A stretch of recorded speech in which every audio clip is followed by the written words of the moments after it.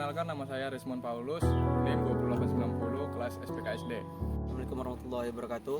Perkenalkan, nama saya Fadil Sakban Gunadi, sering panggil Fadil, NIM 20921. Saya dari kelas SPKS. Baik, assalamualaikum warahmatullahi wabarakatuh. Perkenalkan, nama saya Miftahul Aslam MS, angkatan 19, NIM 20906.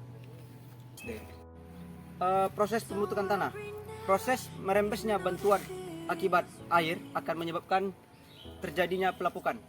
Selanjutnya, batuan mulai ditumbuhi rumput dan tumbuhan kecil. Tanah yang subur akan ditumbuhi tanaman yang lebih besar. Bisa kita lihat seperti contoh-contoh yang di belakang sini.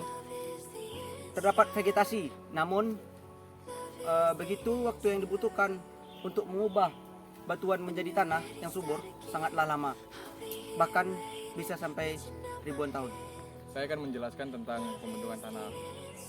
Tanah tersusun atas berbagai mineral, yaitu batu, pasir, tanah liat, lumpur. Terdapat ada udara, air, dan bahan organik. Tanah terbentuk secara perlahan-lahan dari batuan induknya, kemudian terkikis dan hancur menjadi butiran-butiran di dekat permukaan bumi. Bahan organik kemudian bercampur dengan bahan anorganik membentuk tanah. Ya. Terdapat lapisan-lapisan tanah, yaitu horizon O. Ya, horizon O itu merupakan lapisan tanah yang paling atas dan merupakan lapisan organik dan sangat tipis ketebalannya. Lapisan ini tersusun dari bahan organik seperti sampah, daun, dan sisa jasad renik hewan yang mati. Lapisan ini berwarna gelap mengarah hitam. Yaitu terdapat ini horizon O yang paling atas. Bisa kita lihat.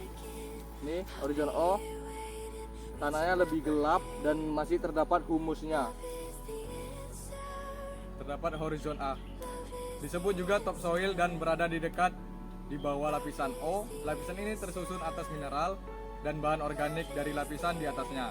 Karena itu lapisan ini warnanya masih coklat gelap. Banyak akar tumbuhan menembus hingga lapisan ini. Terdapat mineralnya juga. Dan ini lapisan horizon A. Oke, horizon E disebut juga lapisan elevation atau pecucian dan berwarna cerah. Lapisan ini kebanyakan mengandung pasir dan lumpur. Bisa kita lihat di sini mengandung pasir dan lumpur. Jadi horizon E ini terdapat di bawah lapisan horizon A. Begitu. Horizon B, proses terbentuknya horizon B berada di bawah horizon E, A, dan O yang telah mengalami perkembangan horizon sebagian besar hingga seluruh struktur batuan asli dijadikan hilang pada horizon ini. Kemudian akan memperlihatkan satu atau lebih sifat tanah, seperti misalnya jenis tanah aluvial dari silikat, aluminium, humus, senyawa besi, serta karbon dalam bentuk kombinasi maupun tunggal. Terdapat horizon C, yaitu disebut juga regolith dan tersusun atas batuan yang lapuk. Tanaman tidak bisa menembus lapisan ini dan bahan organik saat sedikit ditemukan di lapisan ini. Dan tidak bisa ditunjukkan juga oleh saya sendiri. Terdapat juga lapisan horizon R. Lapisan ini berupa batuan dasar atau bedrock. Di sini saya akan menjelaskan tanah pasir.